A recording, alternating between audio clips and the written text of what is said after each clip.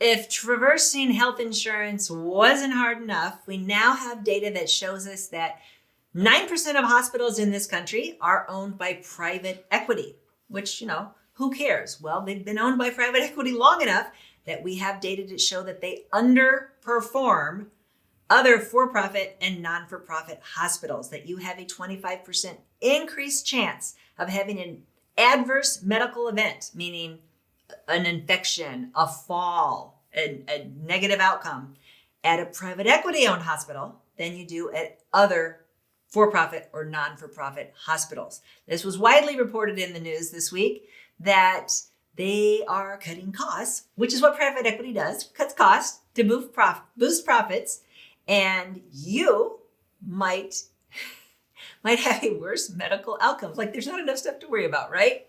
So the question you're asking me is, if this is 9% of the hospitals in the country, how do I find out if my hospital is now private equity owned? And it's not very easy to find out.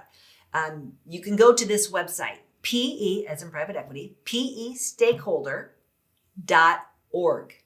That will give you a list of all the hospitals that are owned by private equity. I was trying to just Google it and find it, and they bury it. They make it very hard to find. But I've had a lot of people tell me, yeah, I looked it up, and yep, my hospital did get bought out a year or 2 or 3 ago, and that explains why everything changed. Like, I could feel something was off, and that was what was going on. So add that to your list of things to worry about in retirement. If you like this video, you might really like this video. Check it out.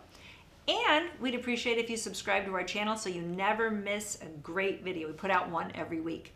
Check in the description below this video for a link to our cheat sheet on Social Security and Medicare. And you can also give us a comment if you have a specific question. Always feel free to call us or email us at the Medicare family.